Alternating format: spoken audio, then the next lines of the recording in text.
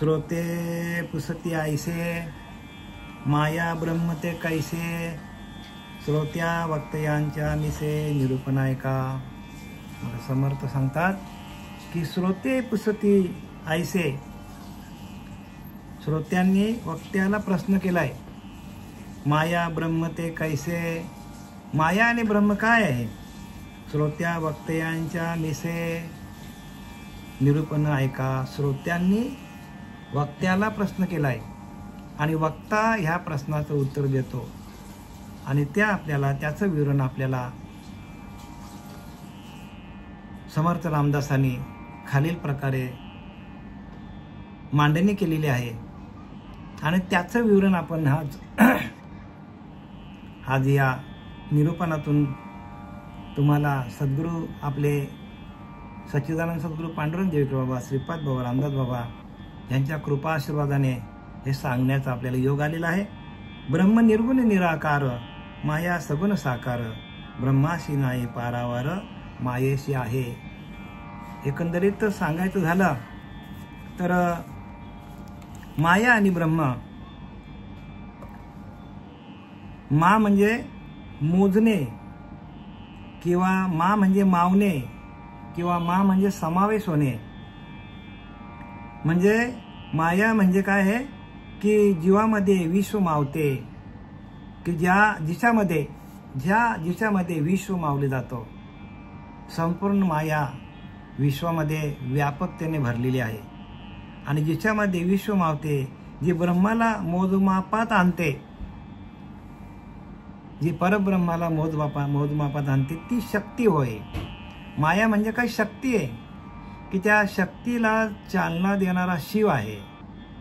हिला शिवशक्ती म्हणतात, माया ब्रह्म म्हणतात, क्षेत्रज्ञ असं म्हणतात की जे क्षेत्राला त्या क्षेत्रज्ञाने धरून ठेवलेलं आहे किंवा ज्या मायाला त्या परब्रह्माने काय केलेलं आहे तर मोजमापात आणलेलं आहे. माया मोजता येतो पण परब्रह्माला मोजता येत नाही. म्हणून जी परब्रह्माला आटोक्यात ठेवते किंवा परब्रह्माला दृश्य रूपामध्ये आपल्यासमोर ठेवते ती माया आहे. ब्रह्म तर दिसतच नाही पण मायेच्या सान्निध्यामध्ये ब्रह्माची ओळख होते. आणि या सर्व विश्वाचं मूळ एक तत्व आहे आणि तो म्हणजे आत्मा आहे. सर्व विश्वाचं एक तत्व आहे, तो म्हणजे आत्मा आहे. आणि त्याच्या ठिकाणी अनेकपणा नाही, एकच आहे तो आत्मा, एकच, त्याच्याकडे अनेकपणा नाही. पण त्याला अनेकामध्ये आणलंय कोणी तर त्या मायेने आणलंय. आणि म्हणून इथं काय लिहिलंय की ब्रह्म निर्गुण निराकार. ब्रह्म कसा आहे, ब्रह्माकडे कुठलेच गुण नाही आणि ब्रह्माला आकार पण नाही. ब्रह्म कसा आहे, निराकार आहे. आणि माया कसे, माया आकाराला आली आहे पण आकाराला येऊन, बरं का, आकाराला येऊन तिने निराकाराला शाश्वत ठेवलेला आहे. नाही तर आपल्याला त्या निराकार तत्वाची ओळख आपल्याला झालीच नसती. जर मायाच नसती तर ब्रह्माची ओळख झालीच नसती. आणि माया ब्रह्माचं कसं आहे, मिलन आहे. दोन्ही एकामेकामध्ये कालवलेले आहेत आणि म्हणून हे संपूर्ण सृष्टीची रचना झालेली आहे. ज्ञानोबा सांगतात की नाही, माझेनी विस्तारलेपणाचे नावे, हे जगची नव्हे की आघवे, जैसे दूध मुराले स्वभावे, तरी तेच दही,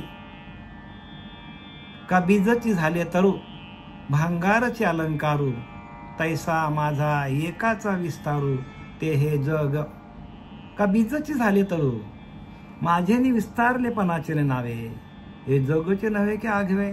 म्हणजे संपूर्ण जगामध्ये माझाच विस्तार आहे आणि ह्या विस्तारावर माया आलेली आहे.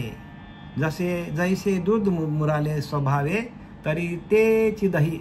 जसं दुधाचं दही होतं, दूध काय करतो, पातळ असतो, तो आकसला जातो आणि मग तो घट्ट होतो.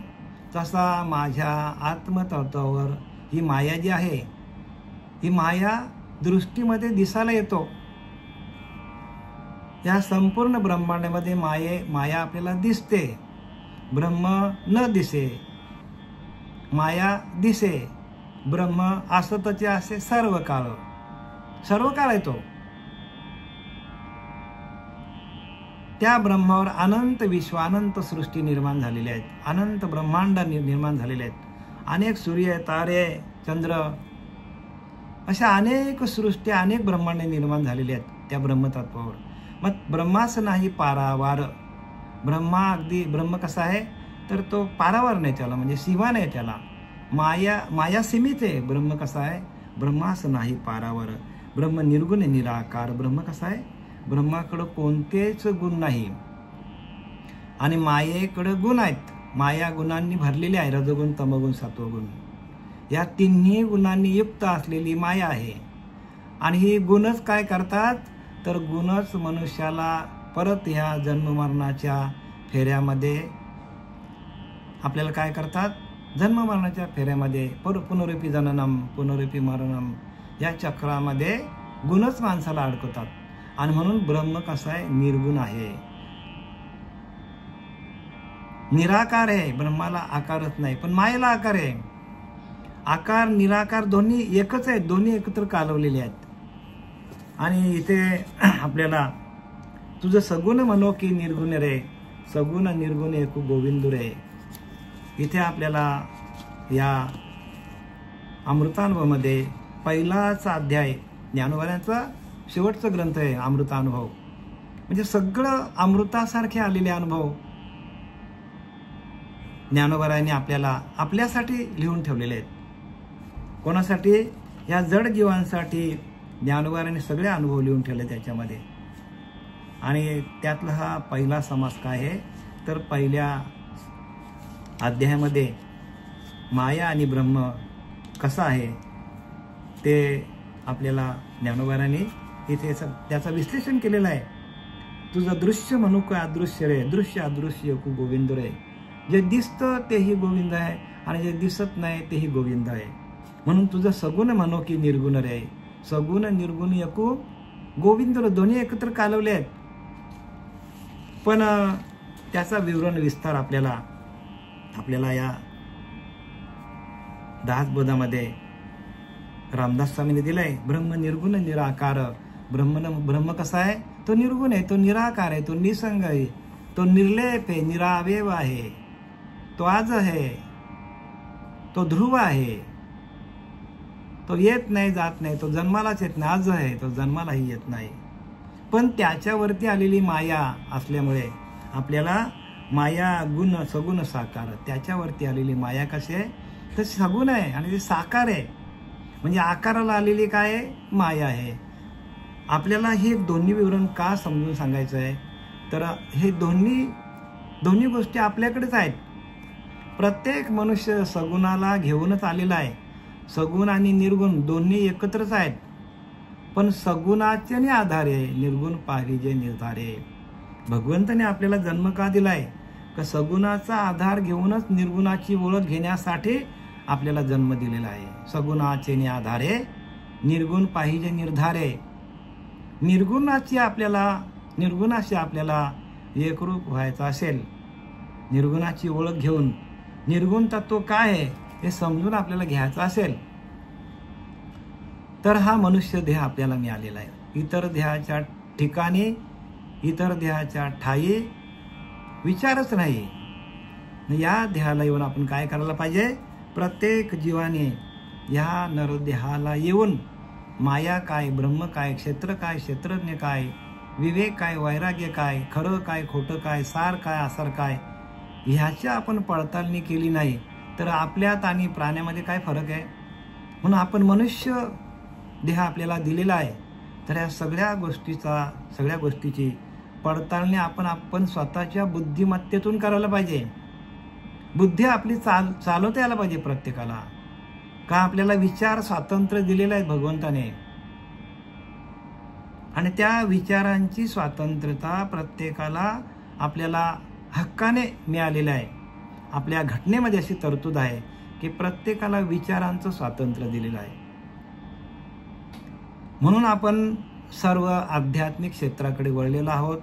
तेव्हा आपल्याला कळलं पाहिजे चांगलं काय, वाईट काय, सार काय, असार काय, माया काय, ब्रह्म काय, सगुण काय, निर्गुण काय, या सगळ्या गोष्टींची पडताळणी आपल्याला स्वतःच करता यायला पाहिजे.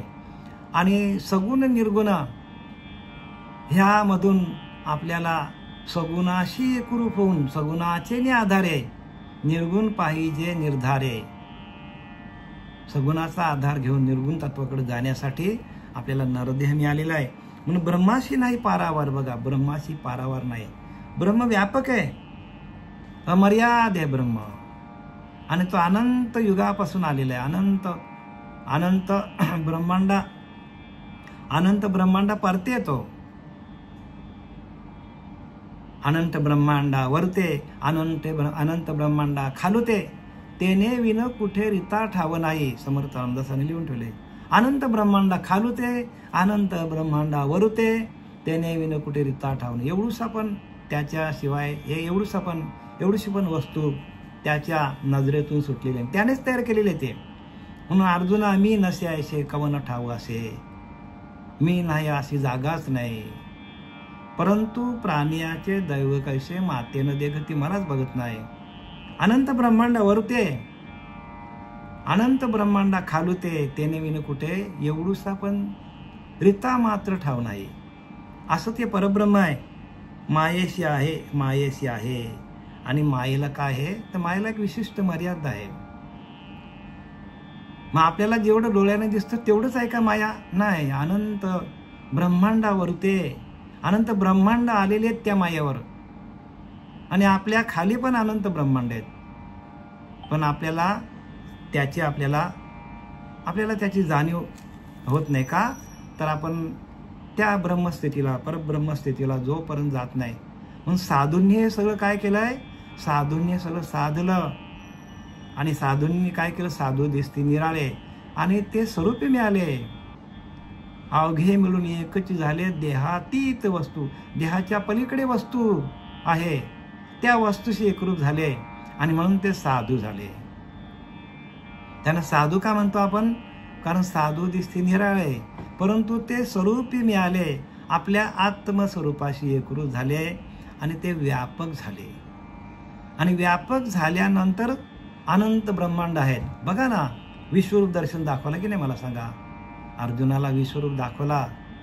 त्या चतुर्भुज मूर्तीवर भगवंताने विश्वरूप दाखवला, आणि त्या चतुर्भुज मूर्तीच्या ठिकाणी प्रत्येक सांधोसांधी भगवंताच्या अनंत सृष्टी दाखवल्या, अनंत ब्रह्मांड दाखवले.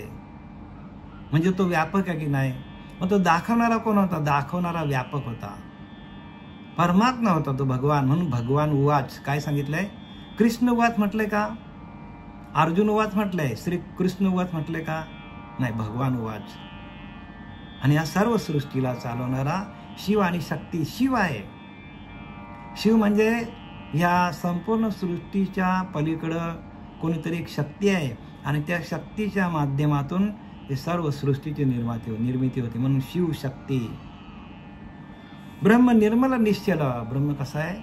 निर्मल शुद्ध आहे आणि निश्चळ आहे. म्हणजे काय? निश्चळ म्हणजे काय? ब्रह्म अजिबात चळत नाही. ब्रह्मावर आलेली माया चळते. ती काय करते? अनेक रूप घेतो. प्रत्येक क्षणाक्षणाला आपलं रूप बदली करतो. क्षणाक्षणाला ती काय आहे? ती उपजते, नाशिले ते पुनरुपी दिसे. म्हणजे परत परत जन्माला येणं आणि परत परत जाणं. सृष्टीमध्ये अनेक घडामोडी चालू आहेत. मीच जोडितो, मीच मोडितो, सगळं मीच करतो भगवंत म्हणतो. आणि त्या मीची ओळख आपण करून घ्यायला पाहिजे. मी कोण आहे? तर तो मी म्हणजे चालवणारा परमात्मा आहे, परब्रह्म आहे.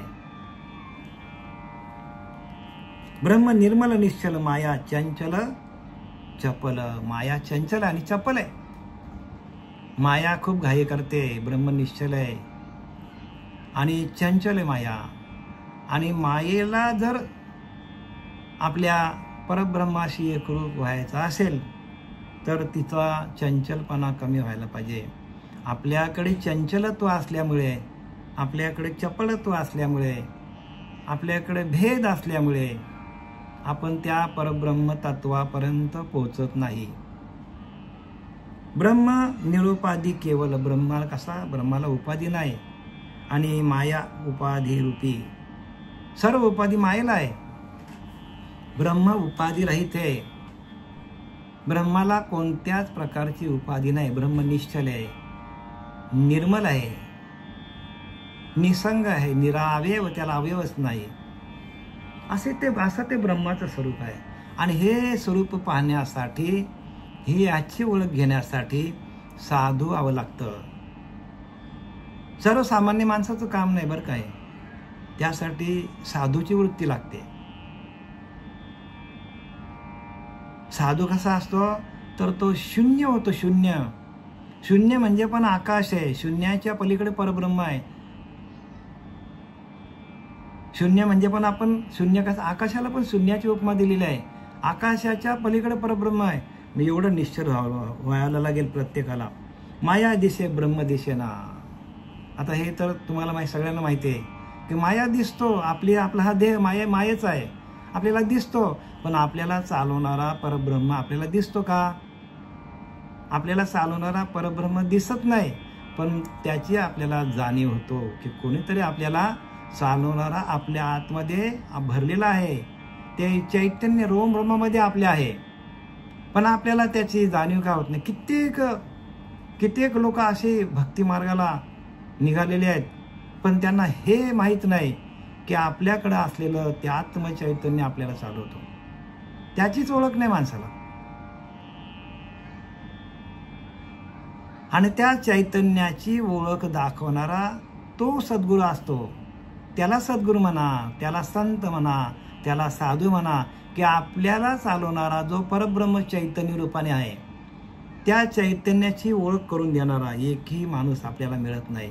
आणि तो आपल्याला भेटला म्हणजे साधू भेटला आपल्याला. सोपा आहे हो, सोपेवर आम्हा सांगितले, संतांनी आपल्याला सांगितले. माया दिसे ब्रह्म दिसेना, माया भासे ब्रह्म भासेना. बघा, माया भासते, ब्रह्माचा भास पण होत नाही. माया नासे ब्रह्म नासेना. बघा ना, आमचे शरीर आहेत. हळूहळू काय होतं, जसं जसं माणसाचं तेज कमी होत जातो तसं तसं शरीरावर सुरकुत्या पडतात. आणि हळूहळू मनुष्य तरुणपणामध्ये येतो, म्हातारा होतो. आणि काही दिवसांनी काय होतं, शरीर आपल्याला ठेवून जावं लागतं.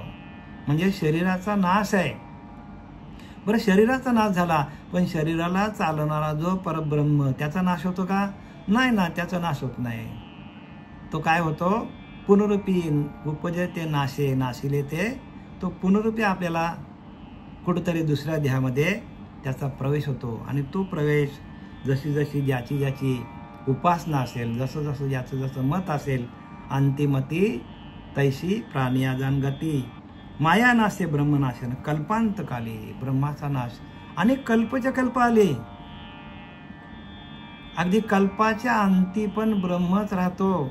हे सर्व विश्व आहे ना, त्या ब्रह्मामध्ये काय करतो, ब्रह्मामध्ये विलीन होतो. कल्पाच्या अंती कल्पाच्या अंती माया सर्व ब्रह्मामध्ये विलीन होतो. आणि परत त्या ब्रह्मातून परत माया निर्माण होतो. म्हणजे मायेचा नाश आहे, पण ब्रह्म सदोदित आहे. ब्रह्म सदोदित आहे. ब्रह्माचं कधीही नाश होत नाही. अनंत काळापासून अनंत सृष्टी निर्माण झाल्या या ब्रह्मावर, पण त्या ब्रह्माचं कधीही नाश होत नाही. म्हणून लिहिले, माया नासे ब्रह्म नासेना. कल्पांतकाली, अगदी कल्पच्या कल्प आली तरी पण ब्रह्माचं नाश होत नाही. माया रचे ब्रह्म रचना. काय लिहिले, माया रचली जाते. रचे खचे ते रूप मायेचे. रचे खचे ते रूप मायेचे. रस्ते खसते ती माया आहे. माया खचे ब्रह्म खचेना. ब्रह्म अजिबात खचत नाही. ब्रह्म ध्रुव आहे. माया रुचे ब्रह्म रुचेना. आणि अज्ञानाशी. माया रुचे ब्रह्म रुचेना अज्ञानाशी. म्हणजे काय सांगितलंय की मायेचा क्षय पावतो, पण ब्रह्म अज्ञानी जीवाला आवडत नाही, तर माया अज्ञानी जीवाला आवडते. अज्ञानी जीवाला ब्रह्म आवडत नाही आणि म्हणून अज्ञानामुळे आपल्याला हा मनुष्य देह मिळालेला आहे. आपल्याकडे अज्ञान आहे म्हणून आपल्याला मनुष्य देह मिळालेला आहे. आपल्यातला अज्ञान गेला 100% तर आपणच परब्रह्म आहोत आणि आपल्या जवळच परब्रह्म आहे. लांब जाण्याची गरज नाही. पण आपल्याला नरदेह का मिळालेला आहे? तर 50% पाप आणि 50% पुण्य. पाप पुण्य समम कृतम. पाप पुण्य समासमी तरीच पावी जे नरदेह योनी. लिहिले की नाही? पाप पुण्य समासमी तरीच जोडे नरदेह. नरदेह तरीच तेव्हा जोडला जातो की 50% पाप 50% पुण्य. माया उपजे ब्रह्म उपजेना. माया उपजली जाते म्हणजे मायेला जन्म आहे. ब्रह्म कसा आहे? ताज आहे तो, त्याला तो जन्मालाच येत नाही. आणि माया मरे ब्रह्म मरे ना. मायाला एक दिवस जावं लागतं, पण ब्रह्म शाश्वत आहे. माया धरे ब्रह्म धरे ना धारणेशी. माया काय करते? माया धरते ब्रह्माला, पण ब्रह्म धरे ना धारणेशी. ब्रह्म काय करतो? ब्रह्म आहे, ब्रह्माला धरायची गरजच नाही. तो येत नाही आणि जात नाही ब्रह्म. असं त्याचे असे सर्व काळ तो. माया फुटे ब्रह्म फुटे ना. माया विखुरली जाते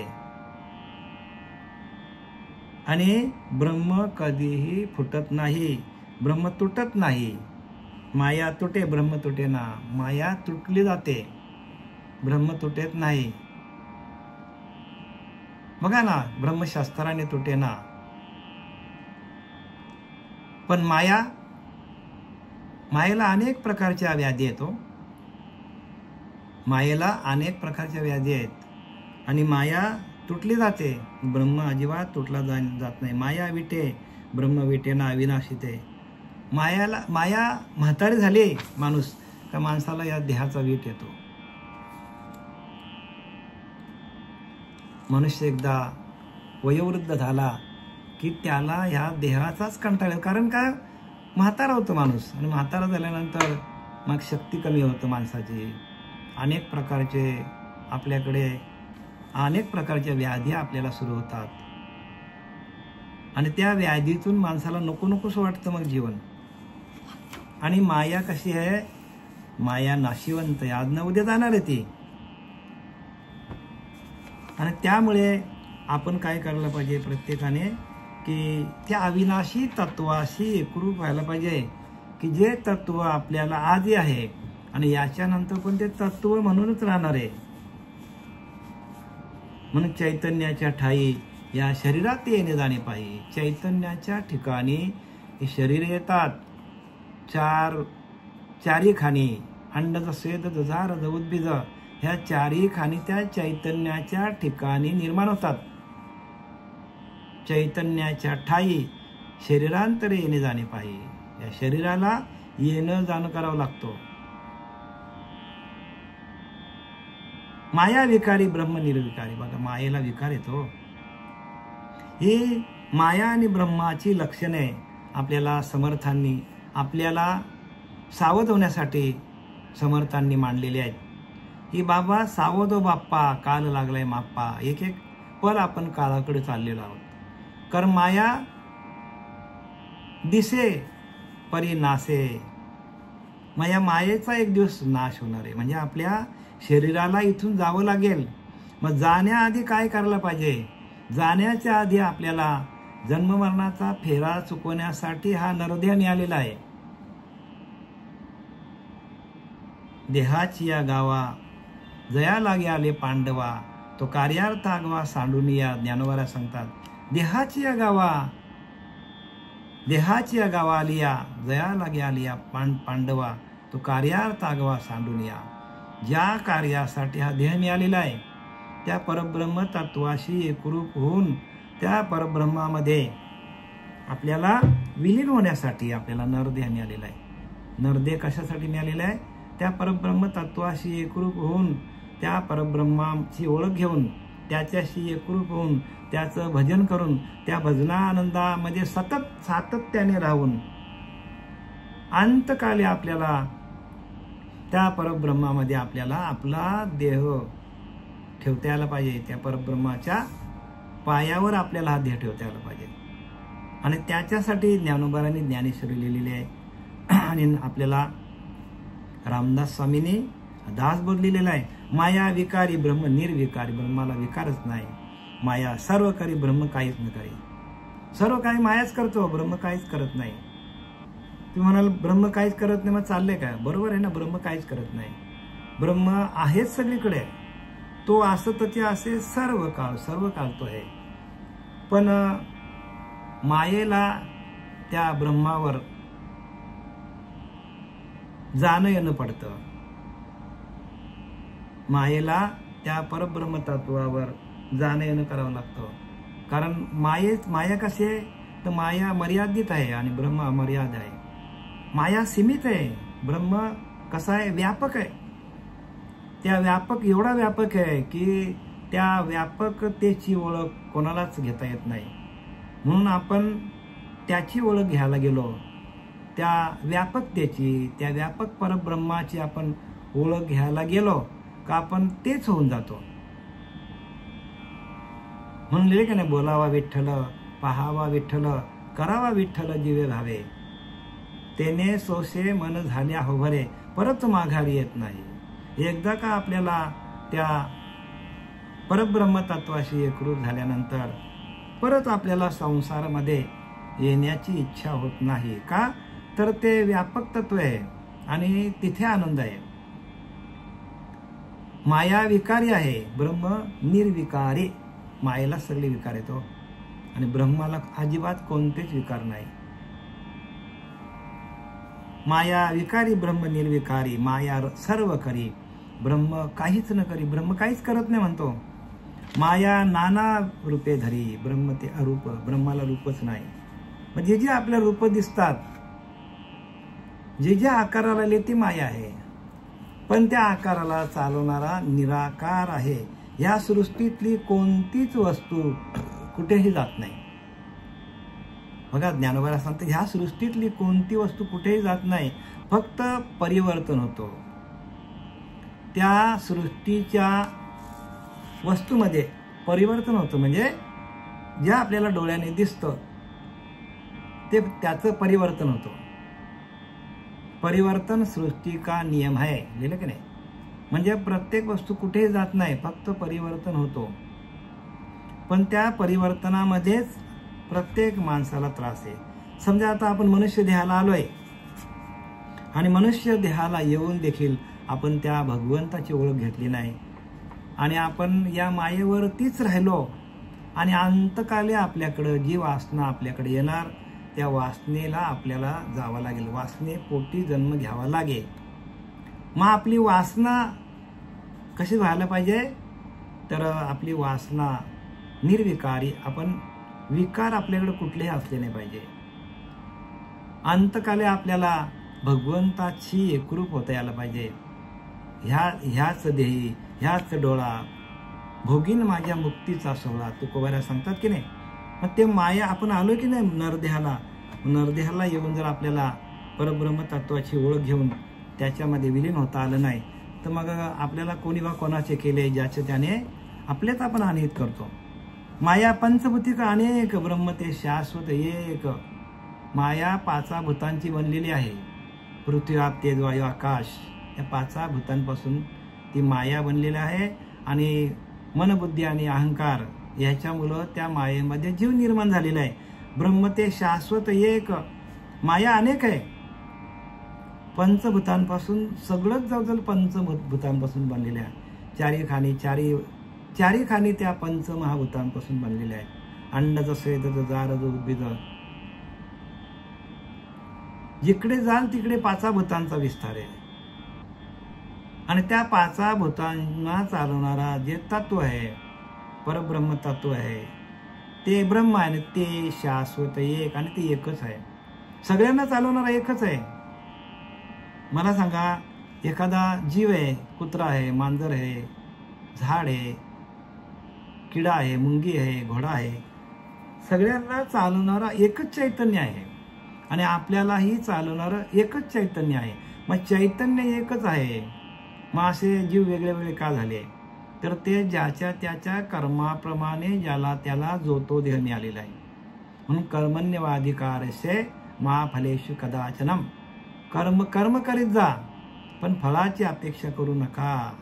कारण फळाची अपेक्षा केल्यामुळे त्या कर्मालाच फळं लागलेली असतात. जन्माला येणं आणि मरणं हे हे आपल्या कर्माची फळं आहे. प्रत्येक माणसाला कर्माप्रमाणे देह मिळालेला आहे. अनेक जन्मामध्ये आपण जन्माला आलेलो आहोत. 84 योनीमध्ये प्रत्येक माणूस जाऊन आलेला आहे. आणि म्हणून तो कुत्र्याचा आवाज काढतो, मांजराचा आवाज काढतो, उंदराचा आवाज, सगळे आवाज काढतो. का?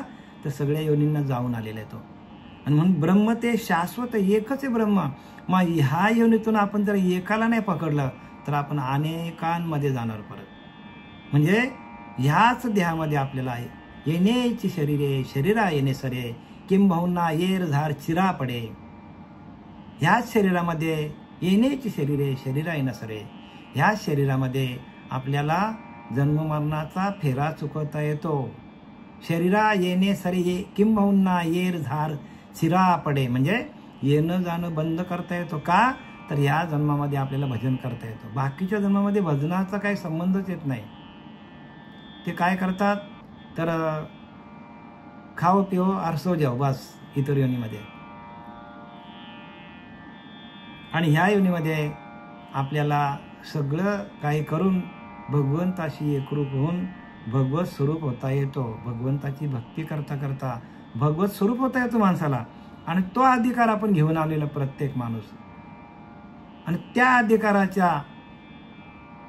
अधिकारामुळे आपल्याला प्रत्येकाला भगवंतांनी तसा आपल्याला नरदेह दिलेला आहे. तसा सुपीक नरदेह दिलेला आहे. चांगले हात आहेत, चांगले डोळे आहेत, आपण आंधळा नाही आहेत, आपण पांगले नाहीत आहोत, आपण चांगला कानाने आपल्याला ऐकता येतो. आपल्याला बहिराज केला असता तर आपण ऐकलं असतं काय? पण भगवंतांनी नाही ना आपल्याला चांगला देह दिलेला आहे. मग हा नरदेह एवढा आपल्याला सुपीक दिलेला आहे. मग या सुपीक असलेल्या या आपल्या क्षेत्रावर आपण काय पेरायचं हे आपल्याला कळलं पाहिजे. आणि आपण या क्षेत्रावर जर अनेक प्रकारच्या विषयांचं आपल्याला पेरलं तर पेरावे ते उगवते. जसं पेरणार तसं आपल्याला भोगावं लागतं. आणि बोलण्यासारखे उत्तर येते. जसं बोलाल तसं समोरून प्रतिसाद देणार आहे. म्हणून काय करायला पाहिजे की आपण पेरतानाच काय पेरायचं हे प्रत्येकाने जमलं पाहिजे. हरिनामाचंच रोपटं लावता यायला पाहिजे. माया ब्रह्माचा विवेक, विवेक जाणते. माया ब्रह्माचा विवेक आहे आणि तो विवेकी जाणते. म्हणून विवेकातून आपल्याला कळलं पाहिजे. म्हणून विवेकहीन जे जन ते जाणावे. पशु समान तयांचे ऐकता भाषण परलोकायचे. जे विवेकहीन आहेत ते पशुपक्ष्यांसारखे आहेत. त्यांचं भाषण आपल्याला ऐकून जमणार नाही. आपण कानाडोळा करायला पाहिजे. काही लोक बोलतात ना, कानाडोळा करायला पाहिजे. जे लोक विषयाधीन आहेत त्यांच्याबरोबर आपण गेलो, 1-2 दिवस आपण त्याच्याबरोबर थांबलो नाही, 15 मिनिटं तरी थांबलो ना, तरी आपली बुद्धी लगेच ते काय करतात, काबीज करतात आपले विषय. आपल्या पिंडामध्ये विषय आहेत ते आपल्याला बरं का, ते आपल्याला झोपू देत नाही. ते बघतात की कधी विषयाधीन माणूस मिळतो आणि मग आपल्याला तशी गोडी लागते आणि आपण तिकडं काय करतो. तुम्ही बघा आपण ध्यान किती करतो परमात्म्याचं, 1 तास, 1.5 तास, 2 तास. बाकी आपण 22 तास आपण त्या विषयामध्ये असतो, म्हणजे प्रपंचामध्ये असतो आणि त्या प्रपंचाचा आपल्यावर परिणाम होतो. आणि म्हणून प्रत्येकाने सावध व्हा. आपण म्हणून तर लिहिलं की नाही, अखंड जया तुझी प्रीती तयांची घडावी मज संगती. ऐशी आवडते म्हणा देवा पुरवावी वासना. तुकोबाराने देवाकडे मागणी मागितली आणि आपण काय करतो, आपण का मागणी मागत नाही. अखंड जया तुझी प्रीती देवा, अखंड जया तुझी प्रीती. जे तुझ्यावर अखंड प्रेम करतात, 24 तास तुझ्या हरिनामाचा जप करतात, तुझ्याशिवाय काहीच बोलत नाही देवा, अशाच लोकांची मला संगत दे. कारण माझ्या मनाला तशी आवड लागलेली आहे, तसं तुमच्या मनाला आवड लागलेली आहे. आणि तुम्ही देवाकडे हेच मागा. काय मागा की जे आत्मज्ञानी आहेत, ज्या आत्मतत्वाशी एकरूप झालेले आहेत अशाच लोकांची संगत धरा. आणि आपण जर विषयाधीन लोकांच्या बरोबर फिरायला सुरुवात केली, जाऊ दे, एक फिरायला सुरुवात केली जाऊ द्या, पण जरी 10 मिनिटं आपण जरी त्यांना दिली तरी विषय आपले ताबडतोब प्रबल होतील आणि आपल्याला आयनाच्या बैनानं 84ला घेतल्याशिवाय जाईना अशी परिस्थिती आहे प्रत्येकाची. ते खाली बसले बघा का, तळमळ आहे, म्हणजे तळाखालीच मळ बसलेला आहे, तो मळ लगेच वरती येतो. पाणी ढवळला जरा ना का लगेच तो मळ वरती येतो. विषय गेलेले नाहीत, विषय खाली तळाला बसलेले आहेत आणि ते बरं का दबा धरून बसलेले आहेत. कधी हा शरीर आपल्याला वापरायला मिळतो 84 लक्ष योनीमध्ये. म्हणून प्रत्येकाने सावध व्हा, त्या नामाला सोडू नका. नामाशी विमुक्त नरपापी असं का ज्ञानवऱ्या लिहितात. नामापासून जरा जरी आपण विमुख झालो, जरा जरी नामापासून सोडलो तर ताबडतोब आपल्याला ते विषय धरणार आहेत.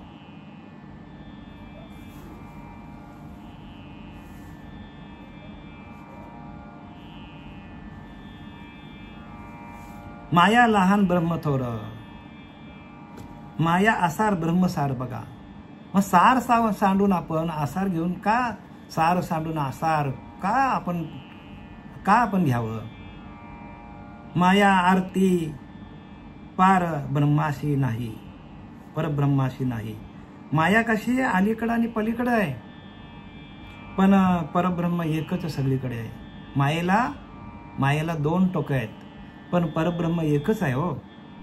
आणि माया कशी द्वैत आहे, मायेकडे द्वैत भाव आहे, मी वेगळा आणि देव वेगळा असा मायेकडे भाव आहे. म्हणून परब्रह्म तत्वाशी एकरूप व्हा, कारण परब्रह्म ते सकळान परते तयास पाहता आपणच ते, आपण परब्रह्म आहोत. पण हे केले अनुभव मते, सद्गुरू केले अनुभव घ्या, सद्गुरू करा. लोकांच्या नादी लागला तो सवयच बुडाला, लोकांच्या नादी लागू नका. जरा जरी आपली वृत्ती इकडे तिकडे गेली ना, म्हणून जैसे जैसे घडे संग तैसे तैसे गुहराचे रंग.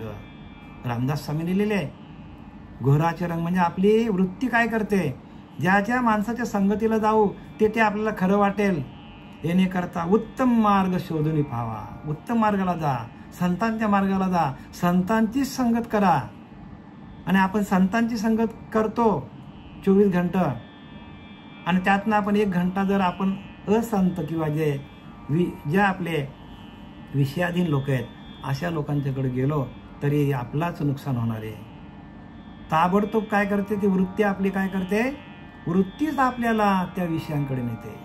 म्हणून सावध व्हा. जैसे जैसे घडे संग तैसे तैसे गुहराचे रंग. येणे करता उत्तम मार्ग शोधून पाहावा. समर्थ रामदासांनी लिहिले. जसं जसं सरडा ज्या हिरवलीमध्ये जाईल, लाल रंगामध्ये गेला लाल होतं, हिरवलीमध्ये हिरवा होतो. तशी वृत्ती आपली. सरड्याचं उदाहरण दिलं म्हणजे सरड्याचा दृष्टांत दिला. सिद्धांत काय सांगतो की तुमची बुद्धी ज्या संगतीला जाईल, तुमचं मन ज्या माणसाची संगत करेल तसं तसं तुमचे विचार होतील. आणि मग काय होईल तर प्रत्येकाला काय होईल तर 84 लक्ष योनीला जावं लागेल. आणि म्हणून माया फार विचित्र आहे. म्हणून परब्रह्माशी एकरूप होऊन राहा. माया पंचभूतिक अनेक, ब्रह्म ते शाश्वत एक. माया ब्रह्माचा विवेक जाणते. माया लहान ब्रह्म थोर, माया सार ब्रह्मसार. माया आरती पार ब्रह्माशी नाही. सकल माया विस्तारिली, ब्रह्मस्थिती आच्छादिली. ती निवडून घेतली साधुजनी. गोंडाल सांडविनी नीर सेविजय, नीर सांडविनी सीर सेविजय. माया सांडून अनुभवी ब्रह्म तैसे. समर्थ रामदास सांगतात सकल माया विस्तारली. बघा आता लक्षणं सांगितले आणि आता मायेनी कसं राहावं, मायेनी परब्रह्म तत्वाशी एकरूप कसं राहावं, यासाठी साधू लोकांनी काय उपाय केला तर ते सांगताना रामदास स्वामी सांगतात सकल माया विस्तारली. सगळीकडे मायेचा विस्तार आहे. ब्रह्मस्थिती आच्छादिली. तिने काय केलंय, परब्रह्माला झाकून ठेवलंय. म्हणून ब्रह्म न दिसे, माया दिसे, ब्रह्म दिसत नाही. पण त्या मायेला परब्रह्मानेच धरून ठेवलेले आहे. मग आपण त्या परब्रह्म तत्वापर्यंत जाण्यासाठी नरदेहाने आलेले आहे. नरदेह निधान लाजलेले हाती, उत्तम सार उत्तम गती. जे देवची म्हणते ते देवची होती. तरी कानाबा धारावा चित्ती, मग आपण त्या देवाला चित्तामध्ये का धरून ठेवायचं नाही, का साठवायचं नाही? साठविला हरी जेही हृदय मंदिरी. आपण हृदयरूपी मंदिरामध्ये त्या भगवंताला साठवायचं कार्य करा. सकळ माया विस्तारली ब्रह्मस्थिती आच्छादिली. सगळे मायेचा विस्तार झाले आणि ते ब्रह्माला झाकून टाकले सगळं. परी ते निवडून घेतली साधूजणी. बघा, साधू हा म्हणून साधू बोध झाला तो नुरून या ठेला ठाई चमुराला. अनुभव आहे साधूला अनुभव आहे. बाकी जे असाधू आहेत त्यांना अनुभव नाही. सकळ माया विस्तारली ब्रह्मस्थिती आच्छादिली. ब्रह्माला झाकून टाकले. ती निवडून घेतली साधूजणी. साधूंनी काय केलंय? निवडून तिचं म्हणजे सार ते घेतलंय. माया बाजूला केली आणि त्या परब्रह्म तत्वाशी एकरूप झाले. आता त्यांनी दृष्टांत दिला. गोंडाल सांडून नीरसे विजय. गोंडाल म्हणजे त्या पाण्यावर आलेली ती शेवाळ आहे. शेवाळ. गोंडाल सांडून नीरसे विजय. ते बाजूला करा. नीर सांडून शिरसे विजय म्हणजे हंस काय करतो? हंस क्षीरज्ञान म्हणतात त्याला. तो काय करतो तर फक्त दूध घेतो, पाणी तसाच ठेवतो. पाणी तसाच ठेवतो. दृष्टांत दिला त्याने की गोंडाल नीर सांडुनी क्षीर सेविजे. माया सांडुनी अनुभविजे ब्रह्म तैसे. तसं मायेला बाजूला करून किंवा मायेचा पूर्णपणे निराश करून त्या परब्रह्म तत्वाशी एकरूप व्हा असं सांगितलंय. संत रामदासांनी सांगितलंय की गोंडाल सांडुनी नीरसे विजय. नीर सांडुनी शिरसे विजय. माया सांडुनी अनुभविजे ब्रह्म तैसे. मायेचा पूर्ण निराश करून त्या परब्रह्म तत्वाशी एकरूप व्हा. म्हणजे काय सांगितलंय? म्हणजे आपल्याला ध्यान करायला सांगितलंय. त्या ध्यानाच्या माध्यमातून आपल्याला या मायेचा निराश करता येतो, मायेचा विसर होतो. कारण आपल्याला माया आणि ब्रह्म दोन्ही एकत्रच कालवलेले आहेत. दोन्ही एकत्रच आहेत. आणि मायाशिवाय ब्रह्म नाही, ब्रह्माशिवाय माया चालूच शकत नाही.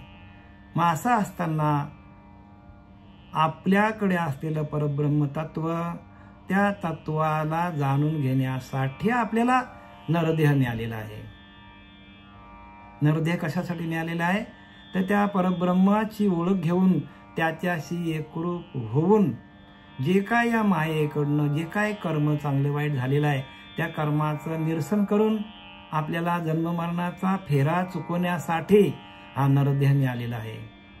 आणि आपण तेवढं टाकून सगळं करतो. आपण आपल्या जन्ममरणाचा फेरा चुकवण्यासाठी नरदेह मिळालेला आहे. आपण काय करत बसतो? ज्याचा त्याने करा बलकट बुद्धी. ज्याने त्याने बलकट करा बुद्धी आपल्या. आपण कुठल्या मार्गाला आहोत? काय करतो? आणि गुरुला शरण जा बरं का. इथून जास्त काय बोलता येत नाही कारण निरूपण सगळीकडे आपलं प्रसारित होतो आणि मग ज्या अज्ञानी लोक असतात मग त्यांना राग येतो. ब्रह्म आकाश ऐसे निवळा. ब्रह्म कसं आहे? आकाशासारखं स्वच्छ ब्रह्म आहे. माया वसुंधरा ढवळ आणि माया पृथ्वीसारखी ढवळ आहे.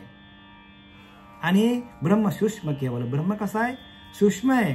माया स्थूल रूपी म्हणजे सूक्ष्म आहे. म्हणून आपल्याला आपले सच्चिदानंद सद्गुरू पांडुरंग देवकर बाबा, श्रीपाद बाबा, रामदास बाबा यांनी काय केलं तर त्या सूक्ष्माचा अभ्यास दिलेला आहे.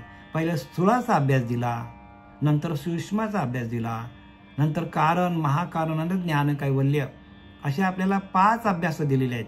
मग या 5ही अभ्यासामधून संत रामदासांनी पण लिहिलेत बरं का 5 अभ्यास. स्थूल, सूक्ष्म, कारण, महाकारण, ज्ञान कैवल्य हे 5 अभ्यास आहेत. पण हे 5 अभ्यास सहांकडे कोणी वळत नाही. आणि वळा प्रत्येकाने अभ्यासाकडे वळा. कारण अभ्यासासारखं दुसरं काही नाही. अभ्यास करता करता आपल्याला हा ध्येय ठेवता यायला पाहिजे. ब्रह्म सूक्ष्म केवल आणि तो सूक्ष्माचा अभ्यास दिला. म्हणजे सूक्ष्म म्हणजे ब्रह्माकडे कसं जायचा, त्या परब्रह्म तत्वाशी एकरूप कसा व्हायचा. माया स्थूल रूपी आणि माया स्थूल आहे आणि अस्थूल ध्येयाचा निराश कसा करायचा आणि त्या परब्रह्म तत्वाशी एकरूप होऊन आपल्याला याच ध्येयामध्ये आपल्याला परब्रह्माशी एकरूप होऊन तुकोबाने म्हणले की नाही, देव पाहावयाशी गेलो आणि देवच होऊन ठेलो. तसा आपल्याला देवच व्हायचा आपल्याला. पण त्या अभ्यास आहेत महाराज, त्या अभ्यासाकडे लक्ष घाला प्रत्येकाने, नाही तर नरदेह परत नाही बरं का. नरदेह एकदाच आहे. ब्रह्म ते अप्रत्यक्ष असे, माया ते प्रत्यक्ष दिसे. स्पष्टपणे लिहिले, ब्रह्म प्रत्यक्ष, प्रत्यक्ष माया दिसते, ब्रह्म दिसते का? मग दिसत नाही ते ज्ञान आहे, दिसत नाही ते खरं आहे, जे दिसतं ते खोटं आहे. यात दृष्टम तान्नाष्टम लिहिले की नाही, जे दिसतं त्याचा नाश होणार आहे आणि जे दिसत नाही ते परब्रह्म आहे. ब्रह्म ते समचे असे आणि ते कसं आहे, सगळीकडे सारखं आहे. माया ते विषमरूपी, माया कशी कमी असते. माया बघा ना, काही देह आपल्याला छोटे दिसतात, काही मोठे दिसतात आणि आपल्या योनी दिसतात बऱ्याचशा. किडे आहे, मुंगे आहे, मकोडे आहे, म्हणजे कमी जास्त, पण त्यांना चालवणारा ब्रह्म एकच आहे, तत्व एक आहे. जरी आपल्याला माया विषमरूपाने दिसली तरी त्यांना चालवणारा एकच तत्व आहे. माया लक्ष, ब्रह्म अलक्ष. बघा, माया लक्ष, ब्रह्म अलक्ष. माया आपल्या लक्षात येतो, ब्रह्म आपल्या अलक्ष, त्याच्याकडं कोणाचाही लक्ष नाही. माया साक्ष, ब्रह्म असाक्ष. माया आपल्याला साक्षात दिसते, ब्रह्म साक्ष. मायेमध्ये दोन्ही पक्ष, ब्रह्मी पक्षच नाही. ब्रह्म ध्यानाचा विषय होत नाही. ब्रह्म ध्यानाचा विषय तरी माया ध्यानाचा विषय होऊ शकते. म्हणजे ब्रह्म मायाला ध्यान करून आपल्याला निराश करायचं. ब्रह्म आपण आहोत. प्रत्येक माणूस हा ब्रह्म आहे, पण त्या मायेचा विसर पडत नाही. म्हणून लिहिलंय, ब्रह्म ध्यानाचा विषय होत नाही. ब्रह्म ध्यान करायचा विषय आहेच तो, पण माया ध्यानाचा विषय होऊ शकतो. मायेला ध्यानातून वेगळे करायचे. ब्रह्म पुराव्याने सिद्ध करता येत नाही, तर माया पुराव्याने सिद्ध करता येते. ब्रह्म तर्काच्या पलीकडे असल्याने तेथे वादाची बाजू का नाही, तर्काच्या पलीकडे आहे. म्हणून लिहिले, जाणीव जेठने रिगे, विचार मागोता पाऊली निघे, तर्को आणि निघे अंगी जायचे. अर्जुना तया नाव ज्ञान, एवर प्रपंच हे विज्ञान सांगितले. तेथे सत्यबुद्धी हे अज्ञान जाण. म्हणजे ह्या संसाराला म्हणजे प्रपंचाला खरं मानणं हा अज्ञान आहे. माया पूर्वपक्ष, ब्रह्म सिद्धांत. माया असंत, ब्रह्म संत. ब्रह्माशी नाही करणे हे तर मायेशी करणे. ब्रह्म काहीही कर्म करत नाही, पण मायेला सर्व कर्म करावे लागतात. आणि ब्रह्म अखंड घनदाट. ब्रह्म कसं आहे, ब्रह्म अखंड आहे आणि तो दाट घनदाट भरलेला आहे. भरला घनदाट हरी दिसे, ज्ञानोबा सांगतात. माया पंचभूतिक पोंचट. माया कशी 5 भूतांनी युक्त आहे, पण ती पोकळ आहे सांगितले. ब्रह्म ते निरंतर निघोट. ब्रह्म निरंतर आहे, निघोट आहे. माया ते जुनी जर्जर. माया कशी आहे, जुनी आहे, जर्जर आहे, नाशिवंत आहे माया. माया घडे, ब्रह्म घडेना. माया घडली जाते, परत जन्माला येणं, परत मरणं, परत जन्माला येणं, हे मायेचं काम चालूच आहे. पुनरपी जननम, पुनरपी मरणम, पुनरपी जननी जठरी शयनम. चालूच आहे मायाचं काम. माया पडे. बघा, माया आपल्याला आपल्या देहातनं परब्रह्म गेला तर माया खाली पडलेली दिसते आपल्याला. आणि मग ती तोंडावरची माशी पण त्याला हलवता येत नाही. आणि जिवंत असताना नाकावर माशी पण बसून देत नाही, आणि मेल्यावर नाकावरची माशी पण उठवू शकत नाही. म्हणजे माया पडे ब्रह्म. मग कोण असताना हे सगळं आहे, सगळं कोण असताना हे होतो. सगळं ब्रह्मतत्व प्रत्येकामध्ये ओतप्रोत भरलेलं आहे. म्हणून हे सगळं चाललेलं आहे जग. जग कसं चालतं, त्या परब्रह्म तत्वावरती, हे परब्रह्म तत्वावरती संपूर्ण हे जग चालतो. माया विघडे, ब्रह्म विघडे ना, जैसे तैसे. आणि आता इथं आपण आता शेवटचे सांगूया. काय लिहिले ते, माया ब्रह्माचे विवरण करिता चुके जन्म मरण.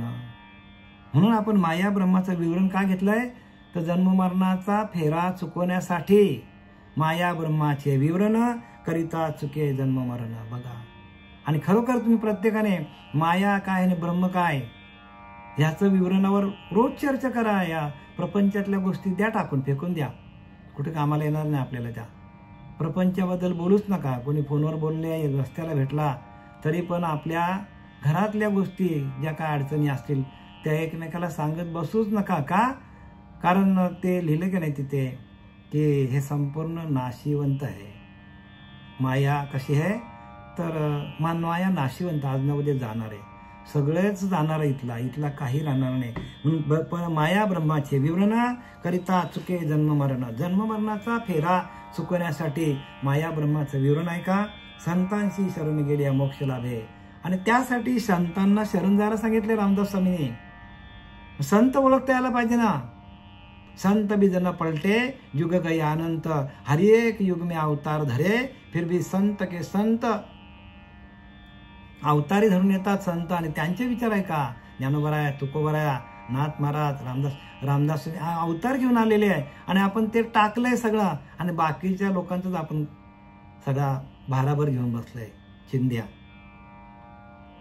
अरे या संतांचा महिमा बोलावया नाही सीमा, जयाचेने जगदात्मा अंतरीची होई जय. अरे या संतांचा महिमा असा आहे ना की बोलाया नाही सीमा, की ज्याच्या या संतांच्या योगाने काय सांगावा त्यांचा महिमा, संतांचा महिमा, की त्या सांगण्याला सीमाच नाही. कारण जगांत भरून राहिलेला परमात्मा त्यांच्या संतांच्याच कृपेने आतमध्ये प्रगट होतो.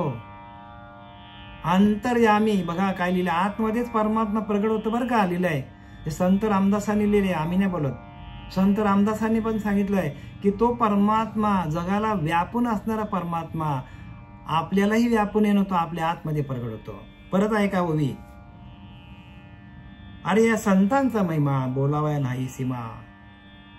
संतांचा महिमा अमर्याद आहे, सांगताच येऊ शकत नाही, तो वाणीने सांगता येणार नाही, अनिर्वाच्य आहे. जयाचे जगदात्मा अंतरीची होई जय, की ज्याच्या संतांच्या कृपेने जगदात्मा, जगामध्ये व्यापक असणारा, जगाला चालवणारा ईश्वर अंतरची होय आहे, म्हणजे आतमध्ये प्रगट होतो, आपल्या आतमध्ये प्रगट होतो. हो, संतांचा मोठेपणा सांगावा तितका थोडाच आहे, त्या सांगण्याला सीमाच नाही. कारण जगांत भरून राहिलेला परमात्मा संतांच्या कृपेने आपल्या अंतर्यामी प्रगट होतो. कुठं प्रगट होतो? आणि तुम्हाला असा अनुभव आलाय का आतमध्ये प्रगट झालाय? आणि म्हणून तर लिहिले नाथ बाबांनी की अंगे रोमांच रवित, स्वेद बिंदू डरमलित, चित्त चैतन्य द्रवत, जन सद्गदित पाय वाचा, हर्ष ओसांडता पोटी, अर्धमिनत व दृष्टी, जीव शिवा पडली मिठी, ध्यान त्रिपुटी मावलेली. आणि तो मध्ये भेटला घरच्या घरी, सांगतात नाथ बाबा. म्हणजे हसणं, रडणं, उड्या मारणं, अश्रुपात होणं, ह्या अवस्था जोपर्यंत साधकाला प्राप्त होत नाही तोपर्यंत परब्रह्म तत्वाची ओळख होणार नाही. का? आतमध्ये प्रगट होतो, तो आतमध्येच प्रगट होतो. सगळ्या संतांनी सांगितले, माऊली पण सांगतो, ज्ञानोबराय सांगतात, तुकोबराय सांगतात, संत रामदासांनी पण तेच लिहिले. आणि आपल्याला तसा अनुभव येत नसेल तर मग अभ्यास आपला कमी आहे. म्हणून अभ्यासाशी काही सर्वथा दुष्कर नाही, या लागी माझ्या ठाई अभ्यासी मिळे अर्जुना. म्हणून अभ्यासाला काही कठीण नाही. म्हणून अर्जुना तू काय कर, अभ्यास करूनच मला भेट. अभ्यास म्हणजे ध्यान, ध्यान योग म्हणजे ध्यानाच्या माध्यमातून आपल्याला योग म्हणजे त्या परब्रह्म तत्वाशी एकरूप होता येतो. योग म्हणजे जोडणे त्या परब्रह्म तत्वाशी, त्या चैतन्याशी, त्या नाद ब्रह्माशी, त्या बरं का आपल्याला काय करता होतो, काय करता येतो, तर आपल्याला एकरूप होता येतो. आणि एकदा का ती स्थिती झाली, अंतरस्थिती बांधता अंतरी, संशय गेला ब्रह्मांडा बाहेरी. आपल्या अंतरीच्या अंतरात्म्याशी आपण एकरूप झालो, त्याची आपल्याला अनुभूती आली की आपल्याला संशय राहतच नाही. झाला सफल व्यापार, तुकोबारा सांगतात. तुकोबाराने मनुष्य देहाला येऊन त्यांनी त्यांचा व्यापार साध्य केला. आपल्याला पण हरिनामाचाच व्यापार करता यायला पाहिजे. झालेली सेवा आपले सच्चिदानंद सद्गुरू पांडुरंग देवकर बाबा, श्रीपाद बाबा, रामदास बाबा, नारायण बाबा, नाना बाबा यांच्या चरणी समर्पित करीत आहे. पुंडलिकावर हरी विठ्ठल.